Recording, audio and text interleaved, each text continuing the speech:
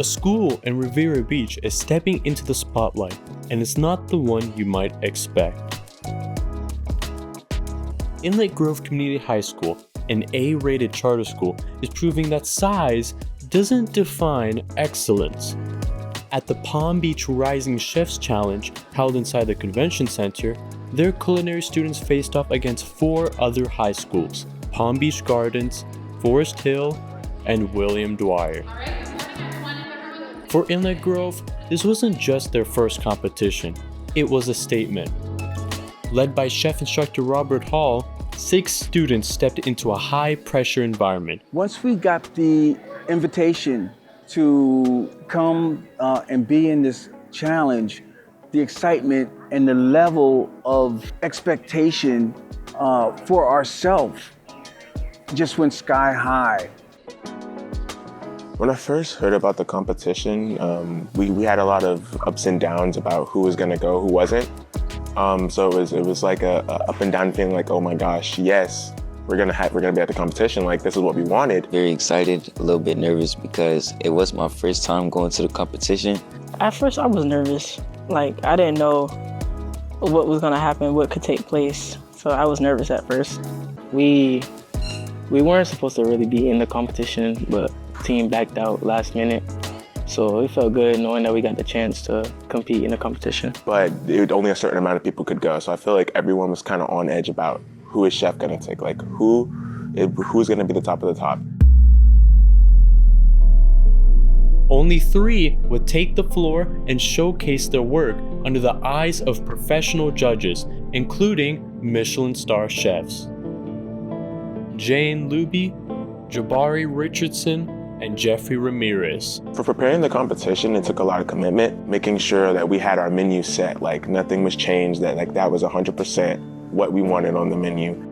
During the preparation, we started cooking in class, learning how to introduce the flavor, how to introduce the heat, and what spices to use.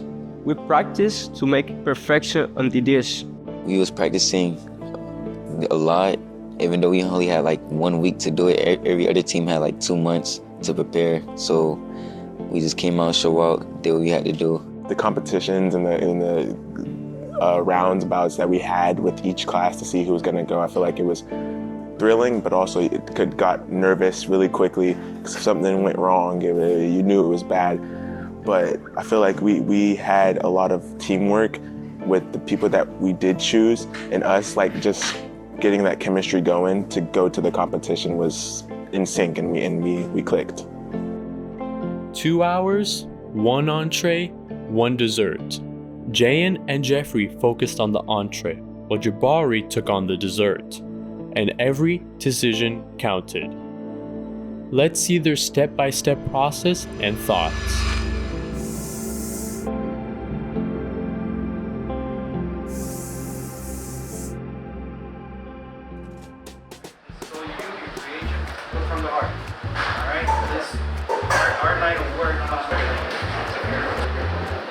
First, we were lost. We didn't know what to do. We were lost completely.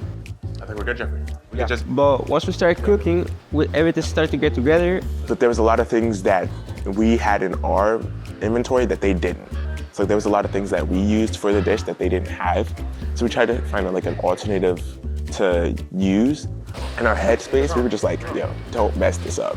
Like, there were so many things that we could have done better, but like in our heads, we were like, don't mess this up.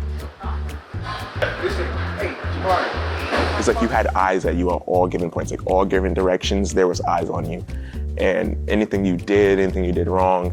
And since we had an idea of what was in that pantry and what we knew was, also having Jeffrey as somebody that works there, make it a little easier for us, like produce and all these other things that we might not know where they are because we haven't been in there, but Jeffrey's been in there, seen it, lived it. And so it made it a little easier for us to navigate through things. Our course was a chicken Florentine, which is Italian. So we wanted to kind of hit all different cuisines on that plate, so all different places that maybe the judges haven't been to. Don't forget eggs. I ended up going with a creme brulee, a key lime creme brulee. I wanted to also go with some pâte dough to give you a little pina colada flavor. Grab one. So to making our dish, we first have to get our chicken breast, wash it, then you're gonna flatten it with a meat mallet. And then you use your seasonings. We used Italian seasoning, a little bit of spiced paprika, and laid it across, let it marinate for a little bit. Then we sauteed some Spanish, onions, bell peppers, and we put it inside. Because originally that wasn't the plan that we were going for, but we changed it and added the spinach, rolled it up, and breaded it with egg wash. Then we put it in the cooler to let it marinate. After, we took it out and we put it on the fryer for a couple minutes to get that beautiful golden brown. Then we finish it in the oven for like 10 minutes.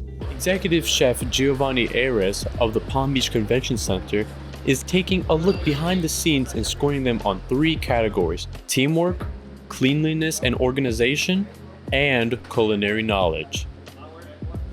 The concept was excellent. I mean, it gives this new generation of talented, passionate, cooks that are going to be our new future heading our kitchens.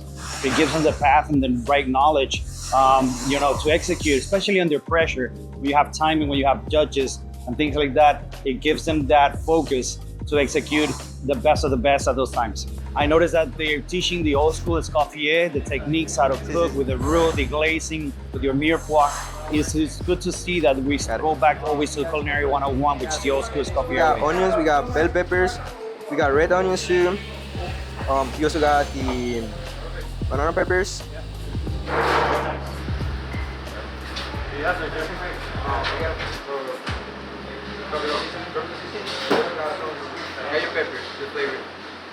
So with the key lime creme brulee, first I had mixed inside a bowl some eggs, sugar, with a little bit of salt, and that's when inside of a pot we put that over the stove, which was milk, a little bit of vanilla extract with some lemon juice, and that's when also with the eggs I put a little bit of lime zest to get a little, that acidity, that lemon flavor. Ended up combining everything. You had to temper with the eggs so the eggs don't end up, cooking itself, curdling, and pop that inside the oven for a good 20 minutes. Took it out, put it inside the walk-in cooler for a bit so it could cool off. Once it came back, I got the sugar, put the sugar over the top. I torched the sugar that was over the top, and then I ended up putting some garnish on the top, which was blueberry and raspberry, I'm pretty sure it was raspberry, yeah. We came up with the idea originally of starting from something like a isolate, since we have SLACK is our acronym for plating, and we wanted something to stand out to the judges. So we used the I, which is isolate, so we isolated each and every cuisine and that they got a glimpse of what each and every cuisine was. Originally, that's what we wanted to do. And then me and Jeffrey started expanding our ideas to looking for recipes online, different ways we can make this look good, but not overcrowded. We decided to go Epicurious and take them old school. And we decided to go with the chicken Florentine and stuff it with baby spinach, bell peppers, and onions. Good job, good luck. Nice. So we need one person who's going to be your speaker for the presentation. Now it's time for the results. Here. Go ahead and stand up next to the mic, but we should. All right, and then both of them go up there. Today we have when I was up on the mic, I was nervous. We all were nervous. I feel like it was just a lot of stress running through my body. Being on that mic talking to judges, Michelin star judges, people that have been doing this their entire lives. I feel like that's when I started getting extremely nervous because who am I to them? What do I say? What do I say? Particularly because we practiced before we even got in the kitchen. Whoever's gonna present, they have to be strong, they have to expo. And so Chef picked me right before we walked out, and I was like, what? Wait. And Jeffrey's like, oh, well, you got it. And I was like, what am I gonna, at that given time, I was like, I barely remember the name of the cuisine we made. I'm stressed. We've been working for 2 hours. What am I gonna say? And when I got up there, that speech instinct in me just kicked in, and they just kept asking questions. I was like, you know what? We're gonna phrase it, make it sound friendly as possible, but also make it sound professional. I was low-key hoping I didn't have to do that because, you know, I was just behind the mic. I was like, dang, all right, Jalen was already up there talking about explaining his dish. I'm like, I really don't hope they don't have me doing that for dessert in front of all the people. So when they called me up to do it, I was like, dang, but I can't be looking scared behind the camera. So, you know, I just got up. I just told myself I got it once again, and I had the confidence to explain what my dish was. Once they tasted, all the fear got away. We feel happy. They enjoyed the dish. We were so excited. Oh, the contest was amazing. It was very good idea, very good fundamentals here happening. You can see all the students really put their heart and soul into it, and it was all really good. You can tell in each dish that there was levels of foundation of just knowing how to cook, whether it was saute or the roulades or making a sauce in the pan. The dishes themselves were very good. I enjoyed them all. Oh, my experience was nice. I love it. I love the pressure. I love the feeling. I love it. We learned a lot. We learned from our mistakes. So now we're working better. Now we're looking for ways to be the best because we want to be the best. After the competition was over, I was very impressed on the knowledge that they received from the competition, how they performed under pressure, how well they listened in class. It was real world, but it was also the competitive nature and spirit that they portrayed when they were under pressure. I think from pressure builds diamonds, and I think they came out looking like a diamond.